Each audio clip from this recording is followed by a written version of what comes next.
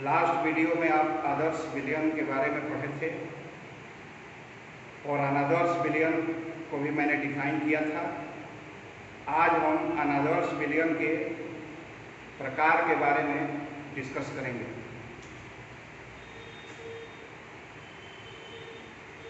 अनादर्श विलयन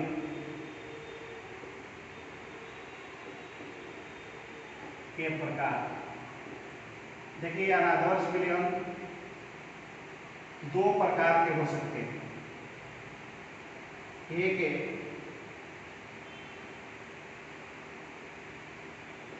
राउल्ट के नियम से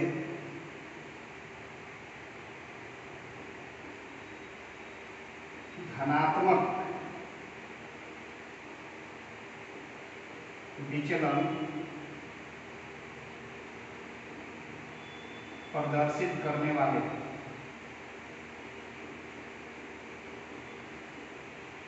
और दूसरा आपका होगा राउल्ट के नियम से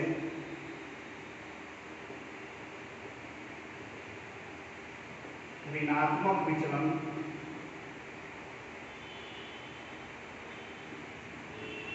प्रदर्शित करने वाले।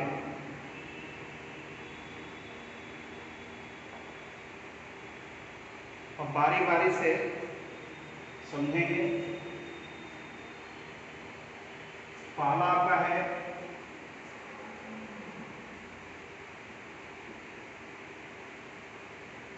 अनादर्श विलयन,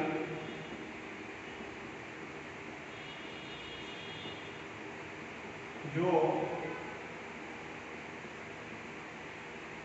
राउल्ट के नियम से धनात्मक विचलन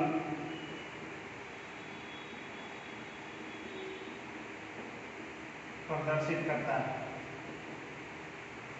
वैसा अनादर्श विलयन जो राउल्ट के नियम से धनात्मक विचलन क्या करता है, प्रदर्शित करता है। देखिए, अगर इसके विशेषता पर हम विचार करें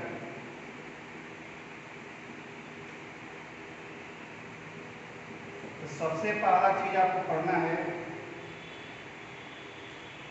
ए तथा बी आकर्षण।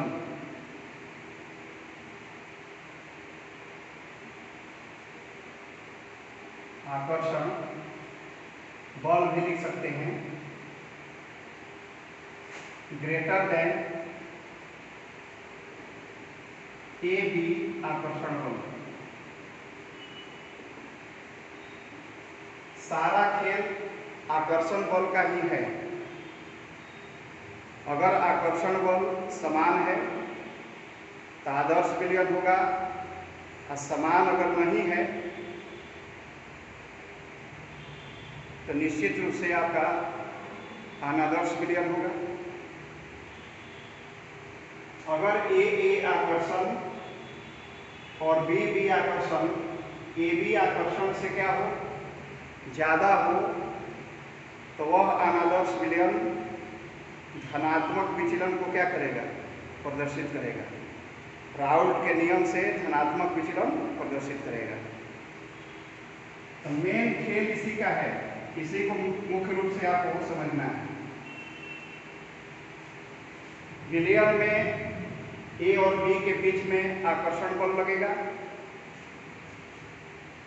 ध्रुव ए में ए और ए के बीच आकर्षण होगा, ध्रुव बी में बी और बी के बीच में आकर्षण होगा। अगर ए को हम घूल्य मान लें, चाहे गोलक, दोनों में से कोई भी मान सकते हैं, तो यह आकर्षण हो गया घूल्य। बी को हम क्या कहेंगे, गोलक माने हो गया विलायक। ग्रेटर देन क्या होना चाहिए, घूल्य गोलक आकर्षण। अगर ऐसा है तो अनादर्श विलयन राउल्ट के नियम से धनात्मक विचलन प्रदर्शित करेगा। ठीक है। और देखिए इसमें होता क्या है, जैसे एक उदाहरण द्वारा आप समझ लीजिए, इसको मैं मिटा दे रहा हूं, आराम से समझिए।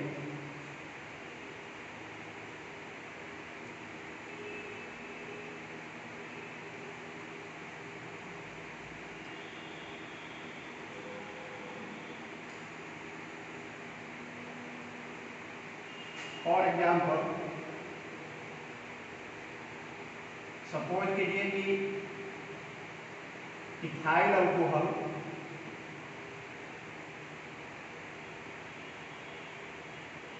अपना से एसीटोन से आपका विलयन बना हुआ है। विलयन इथाइल अल्कोहल और एसीटोन से बना हुआ है। इथाइल अल्कोहल का फॉर्मूला क्या होता है?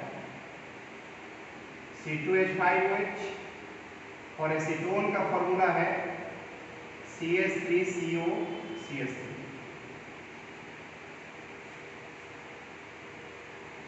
इथाइल अल्कोहल के अणु के बीच में हाइड्रोजन बंधन होते हैं। 11th में भी आपने पढ़ा है हाइड्रोजन बंधन। हाइड्रोजन बंधन किसके बीच में बनता है? H और F के बीच में, H और O के बीच में, और H और N के बीच में। हाईली इलेक्ट्रोनेगेटिव आइटम और हाइड्रोजन के बीच में यह बंधन एग्जिस्ट करता है। इथाइल अल्कोहल के जो अणु हैं वह है हाइड्रोजन बंधन के द्वारा, किसके द्वारा? हाइड्रोजन बंधन के द्वारा जुड़े होते हैं। इनके अणु के बीच में हाइड्रोजन बंधन होता है और भी अणु हाइड्रोजन बंधन से क्या हो सकते हैं? जुड़ सकते हैं।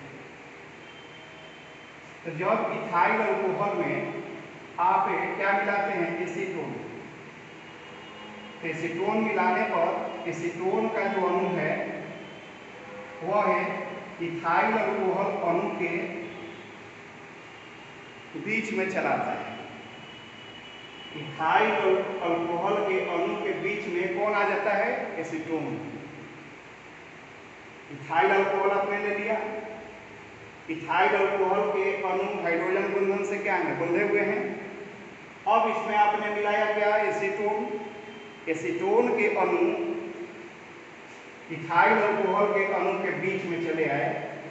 तब बीच में मान लीजिए कि यहाँ पर एसीटोन का अणु आपका आ जाए कि ये हाइड्रोजन बंधन आपका टूटने लगेगा।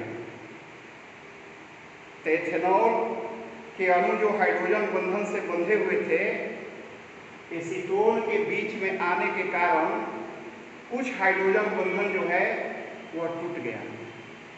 तो बताओ कि कुछ हाइड्रोजन बंधन आपका टूट जाएगा तो विलयन में आकर्षण बल घटेगा कि बढ़ेगा? तो निश्चित कहोगे कि घट जाएगा। आकर्षण बल जो है विलयन में क्या होगा? घट जाएगा। यह आकर्षण बल किसमें दर्शा रहा है? यह आकर्षण बल जो है वह कहाँ पर है? यह आकर्षण बल विलयन में। कहाँ है? विलयन में। तो आकर्षण बल आपका क्या हुआ? घट गया। और आकर्षण बल घटने के कारण और भी गुण जो होगा वह प्रभावित होगा। तो पहला विशेषता में आपने क्या पढ़ा कि ए आकर्षण बल तथा बी आकर्षण बल AB आकर्षण बल से अधिक होता है। ठीक है, बात समझ लिए ना? क्या मैंने बताया? इथाइल अल्कोहल एसीटोन का मिश्रण आपको बनाना है विलयन के रूप में। इथाइल अल्कोहल के अणु हाइड्रोजन बंधन से बंधे हुए हैं। जब इसमें एसीटोन आप मिलाएंगे तो इथाइल अल्कोहल के अणु के बीच में एसीटोन के आ जाने के कारण कुछ हाइड्रोजन बंधन टूट जाते हैं, जिससे विलयन में आकर्षण बल क्या होता है? घट जाता है। दूसरा पॉइंट आपको याद रखना है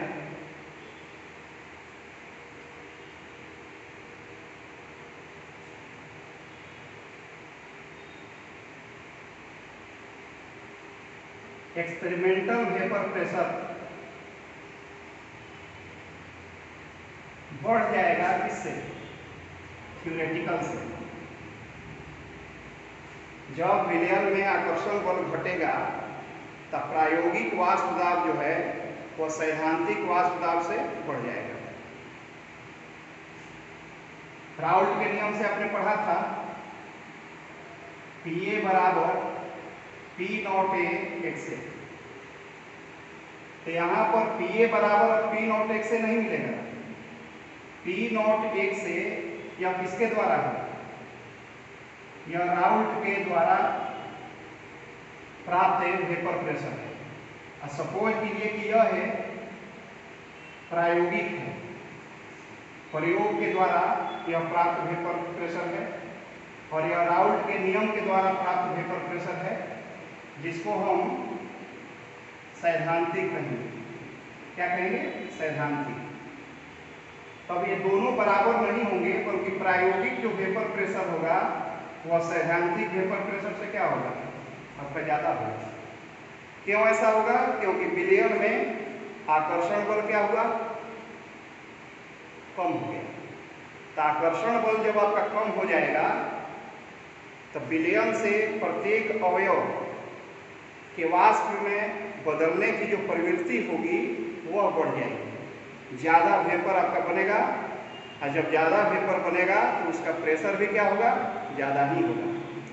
इसीलिए जब आप बैरोमीटर के द्वारा प्रेशर मेजर करेंगे, मापेंगे, तो उसका मान ज़्यादा आएगा राउल्ट द्वारा प्राप्त वेपर प्रेशर से। यह राउल्ट के द्वारा प्राप्त है, यह प्रायोगिक है, एक्सपेरिमेंटल है।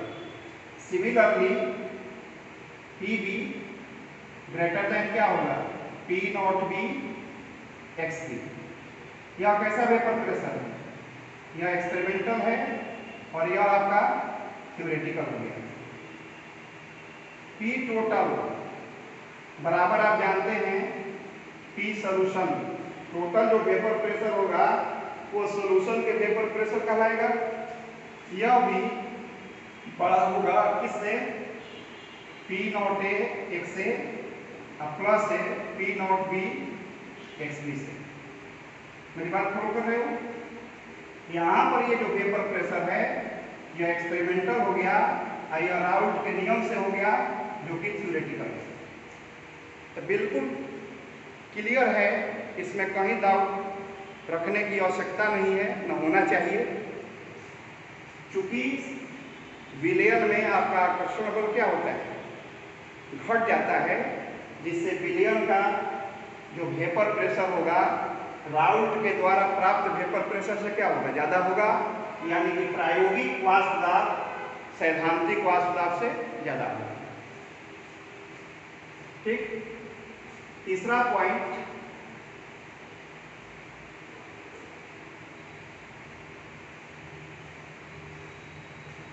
तीसरा नंबर में याद रखना है, डेल V मिक्सिंग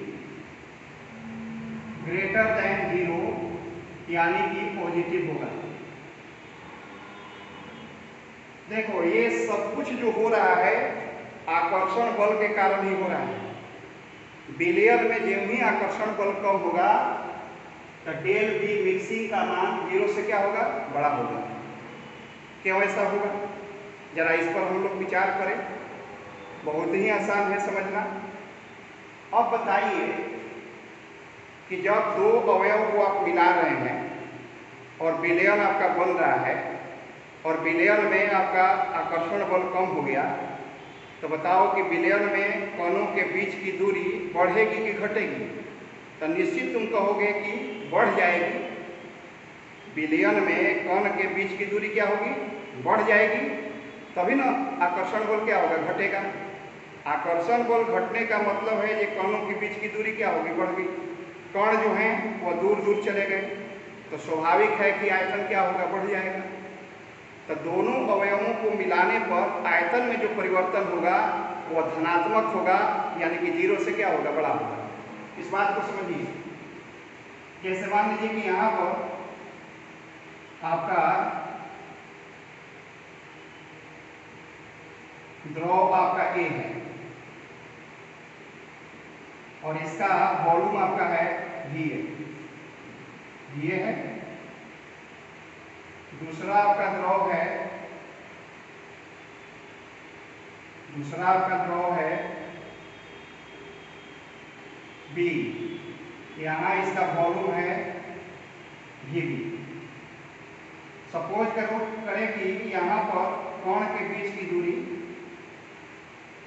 कितना है, और हम मान करके चल रहे हैं कि यहाँ भी कण की दूरी इतना ही है, हम मान लिए, ठीक है ना। अब जब दोनों को मिला देंगे, दोनों विलयन को आप मिलाएंगे,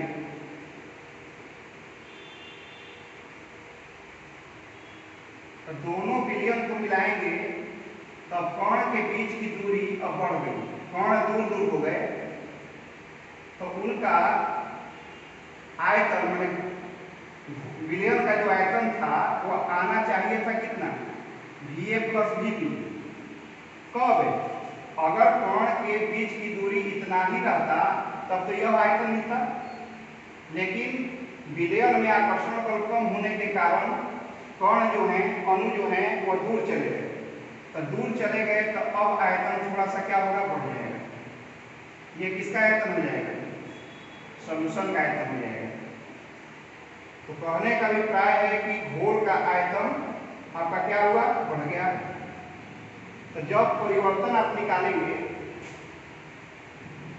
डेल V मिक्स, तो क्या मैंने बताया था, घोल का आयतन माइनस घुल्ले का आयतन प्लस है घोलक का आयतन, यही ना बताए थे जी। और यहाँ पर आप देखें घोल का जो आयतन है वह बड़ा है किससे, VA प्लस VB से। घोल में आकर्षण बल कम होने के कारण इसका आयतन VA प्लस VB के जोगफल से क्या मिल रहा है, बड़ा मिल रहा है ना जी। तो यहाँ पर क्या मिलेगा आपका बोलो तो, V solution greater than VA plus VB है, तो V सॉल्यूशन, अब इसको इधर लाओगे, minus VA plus VB greater than क्या होगा, 0, यानी कैसा मिलेगा, पॉजिटिव। तब तो लिख सकते हैं V सॉल्यूशन माने सॉल्यूशन का वॉल्यूम माइनस घुल्ले का वॉल्यूम प्लस घोलक का वॉल्यूम, यह निश्चित रूप से कितना मिलेगा, 0 से आपका बड़ा मिलेगा। 0 से बड़ा का मतलब क्या हुआ, पॉजिटिव आपका मिलेगा। अगर दो लिक्विड है और दोनों को आप मिला देंगे, सपोज कीजिए कि इसका 25 ml और इसका 25 ml, तो यहाँ पर अब 50 ml नहीं बनेगा, 50 ml नहीं प्राप्त होगा, 50 ml से ज़्यादा आपका आयतन होगा किसका, घोल का। अच्छा, जब आयतन का परिवर्तन निकालेंगे तो वह निश्चित रूप से कैसा मिलेगा, धनात्मक मिलेगा। कारण भी आप समझ गए, विलयन में आकर्षण बल घट गया, जो ही दोनों को मिलाएंगे विलयन में आकर्षण बल क्या होगा, घट जाएगा, जिससे अणु दूर दूर हो जाएंगे और घोल का जो आयतन है, विलयन का आयतन जो है बढ़ जाएगा। तो जब परिवर्तन निकालेंगे तो निश्चित रूप से कैसा मिलेगा, धनात्मक, यानी कि 0 से बड़ा, और कोई विशेष इसमें नहीं है।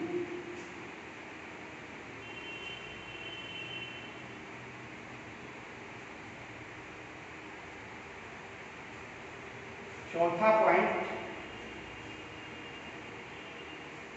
Del H mix greater than 0 यानी पॉजिटिव होगा।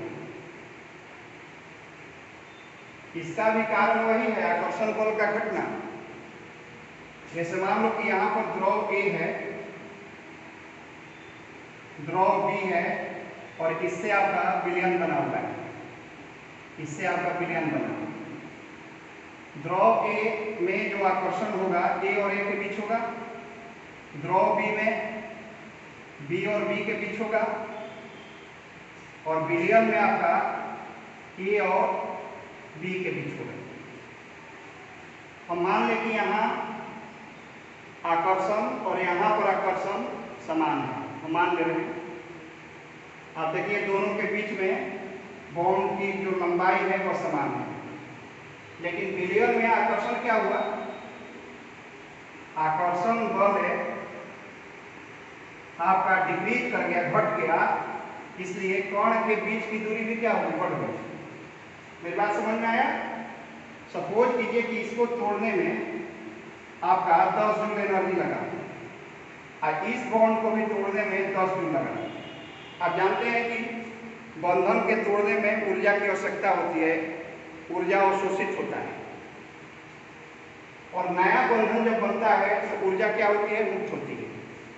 तो इस बंधन के बनने से ऊर्जा आपका मुक्त हुआ, तो बताइए कि 10 जूल ऊर्जा मुक्त होगा कि कम होगा? तो निश्चित आप कहेंगे कि कम होगा, क्योंकि इन दोनों के बीच आकर्षण क्या है, कम है। जितना ज्यादा आकर्षण होगा उतना ही ज्यादा ऊर्जा क्या होगी, मुक्त होगी। नया बंधन जब बनेगा और उनके बीच जितना ज्यादा आकर्षण होगा उतना ही ज्यादा ऊर्जा क्या होगी, मुक्त होगी। जितना ही बंधन मजबूत होगा उसको तोड़ने में भी उतनी ही ज्यादा ऊर्जा की आवश्यकता होगी। तो यहाँ पर जो आकर्षण बल कमजोर है इन दोनों के बीच, तो निश्चित रूप से यहाँ पर जो ऊर्जा निकलेगा वह कम निकलेगा। मान लीजिए कि एक एबी बंधन के बनने से 8 जूल ऊर्जा निकला। कितना जूल? 8 जूल मुक्त हुआ ऊर्जा।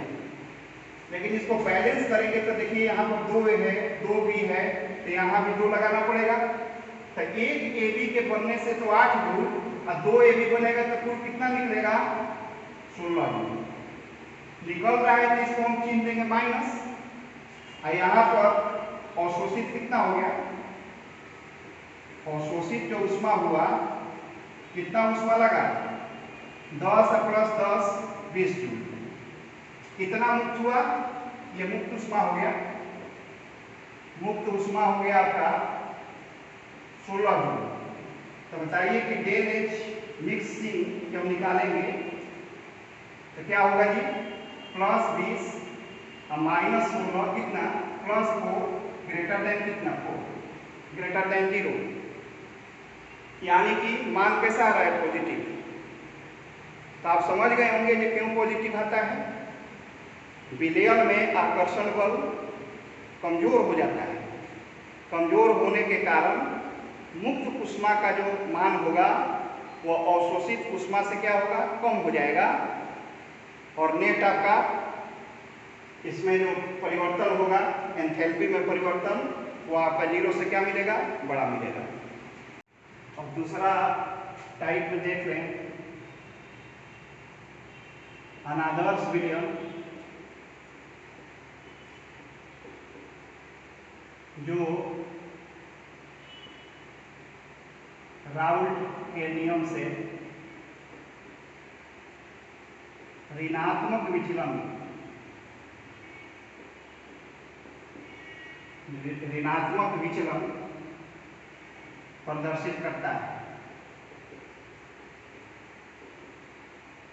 अर्थात राउल्ट के नियम से ऋणात्मक विचलन प्रदर्शित करने वाला अनादर्श विलयन, ऐसे भी लिख सकते हैं। दोनों का मीनिंग सेम है, जैसे मन वैसे लिखिए। अब देखिए इसमें क्या क्या विशेषताएं हो सकती हैं।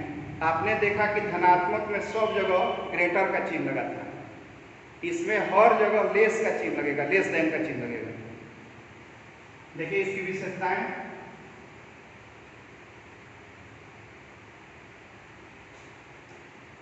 विशेषताएं सबसे पहला ए तथा बी आकर्षण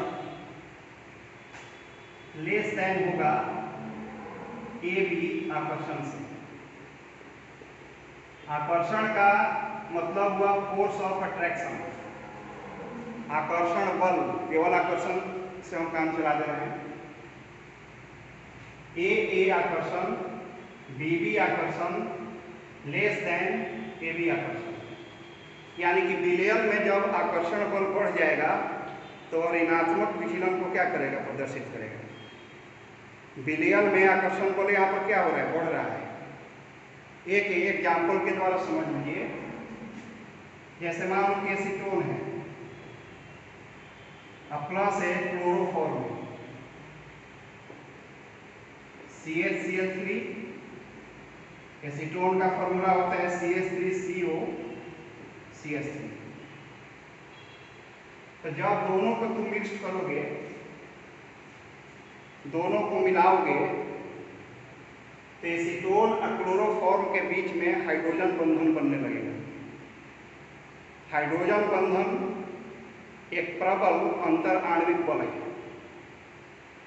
तो हाइड्रोजन बंधन के कारण विलयन में आकर्षण बल क्या होगा, बढ़ जाएगा। इन दोनों के बीच में कैसा बनेगा, देखो इसको अगर हम A मान लें और इसको B मान लें, तो यहाँ पर A आकर्षण हो रहा है, यहाँ पर B हुआ, और विलयन में A और B आकर्षण होगा, तो ये एसीटोन हो गया, ये एसीटोन का स्ट्रक्चर हो गया। यह आपका क्लोरोफॉर्म है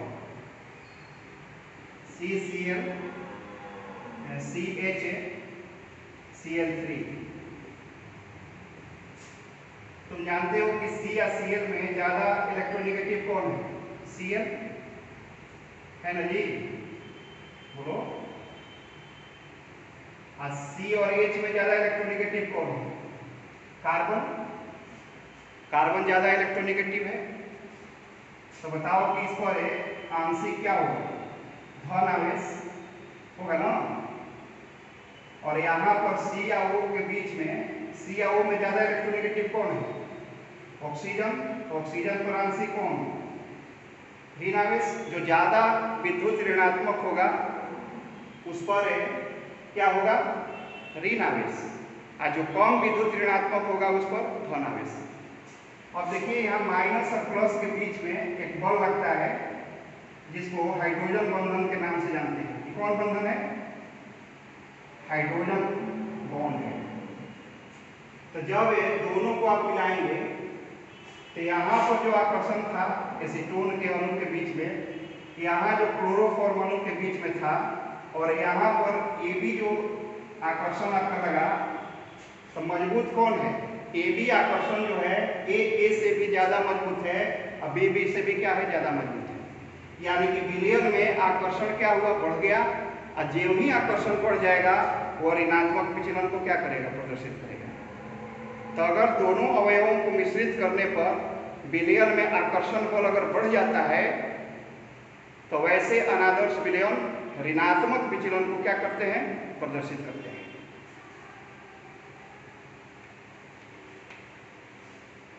दूसरा,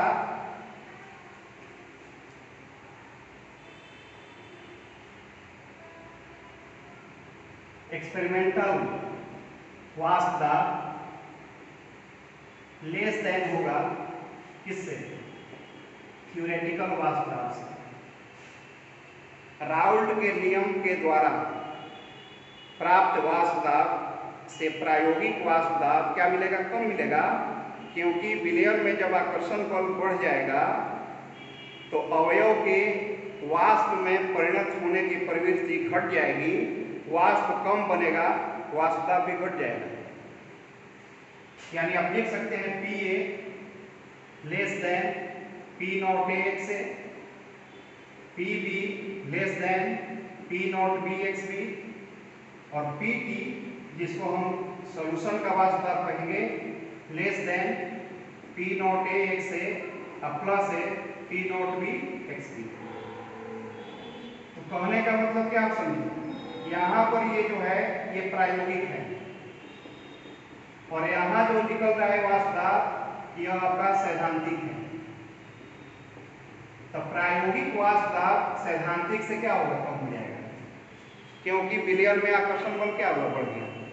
सब उसी का रोल है, इसलिए आकर्षण बल पर ध्यान रहेगा तो सब कुछ बता सकते हैं। तीसरा point, del V mixing less than 0, यानी कि निगेटिव। डेल V मिक्सिंग वाले समझ रहे हैं ना, दोनों अवयवों को मिलाने पर आयतन में परिवर्तन। डेल V मिक्सिंग का मतलब क्या हुआ, दोनों अवयवों को मिलाने पर आयतन में परिवर्तन, आयतन में परिवर्तन। इसका भी कारण वही है, आकर्षण बल का बढ़ जाना। मान लीजिए कि यहां पर द्रव ए है और इसका आयतन आपका है बी, ठीक। दूसरा आपका द्रव बी है और इसका आयतन है आपका भी बी। अभी दोनों को आपने मिला दिया तो विलयन बनेगा, ये आपका विलयन का आयतन होगा। देखिए यहां पर कौन है, क्या है, थोड़ा दूर है, दूर अवयव में कौन के बीच है थोड़ा दूरी है, थोड़ा अलग है। लेकिन विलयन में आकर्षण बल क्या हुआ, बढ़ गया। कौन क्या हो गया, नजदीक हो गए।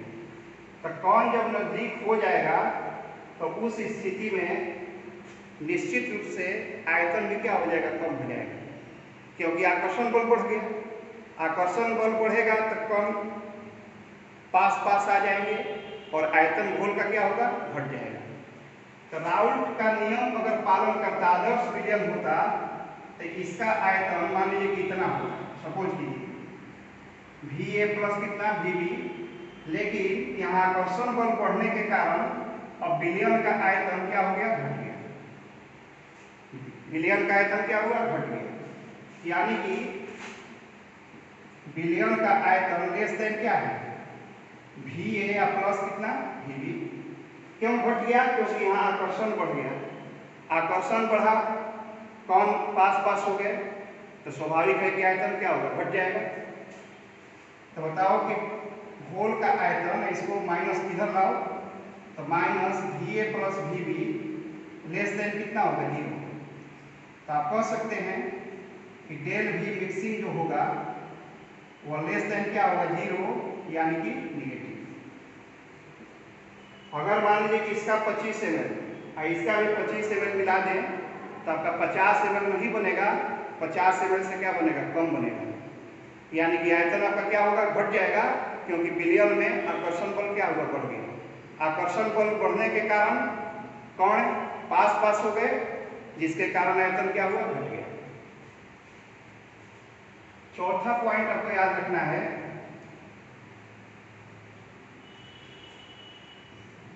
4 नंबर में, ठीक है। Del H mixing less than क्या होगा, 0, यानी निगेटिव। अब देखिए कैसे, मान लीजिए कि यहाँ पर ए और ए के बीच में आकर्षण है, बी और बी के बीच में आकर्षण है, और यहाँ ए और बी के बीच में आकर्षण है। यहाँ आकर्षण कम है तो दूरी ज्यादा है, और यहाँ आकर्षण ज्यादा है तो ए और बी के बीच की दूरी क्या है, कम है। तो बताओ कि इसको बैलेंस करना है तो 2 लगा देंगे। सपोज करो कि इसको तोड़ने में 10 जूल, इसको भी तोड़ने में 10 जूल ऊर्जा लगा, तो ए बी जब बनेगा और यहाँ पर आकर्षण बल बढ़ा हुआ है ए और बी के बीच में, इसके बनने से, ए के बी के बनने से सपोज करो कि 12 जूल ऊर्जा मुक्त हो रही है। 12 जूल, क्यों 12 जूल, क्योंकि बी बी और ए के बीच जो आकर्षण है उससे ज्यादा आकर्षण है किसमें, ए और बी के बीच में। तो ए या बी के बीच जो मजबूत बंधन बनेगा तो उतना ही ज्यादा ऊर्जा क्या होगी, मुक्त होगी। तो एक के बनने में 12 जूल, तो 2 के बनने में कितना हो जाएगा, 24 जूल, यानी कि मुक्त ऊर्जा हो गया कितना, -24 जूल, यह आपका मुक्त ऊर्जा हो गया। और शोषित ऊर्जा कितना हो गया, आपका 20 जूल, यह आपका अवशोषित हो गया, अवशोषित उष्मा ऊर्जा। अब देखिए डेल एच मिक्सिंग निकालेंगे तो क्या होगा, +20 और -24, यानी -4 लेस देन कितना, 0, निगेटिव। तो निश्चित रूप से यहाँ डेल एच मिक्सिंग का जो मान आएगा वो 0 से क्या होगा, छोटा होगा, ऋणात्मक होगा, ठीक।